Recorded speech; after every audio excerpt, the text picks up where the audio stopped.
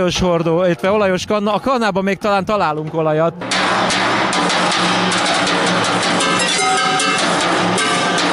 Az alapvető koncepció az, én azt gondolom, hogy mindenen lehet dobolni, és ezt próbáljuk meg bebizonyítani itt.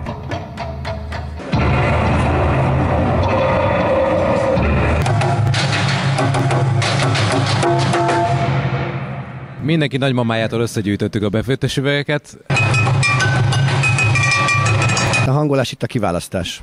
Tehát amikor ott guberáltam a mégtelepen, akkor ütögettem, vittem magammal fa meg vasdarabot, még akkor nem tudtam, mivel lesz megütve, és mindenhol nyomtam. Amikor jöttem ki fizetni a mázsálóhoz, akkor mondta, hogy milyen szép reggeli koncertet kaptunk. Te végig játszottad az egész mélytelepet. Hát így volt.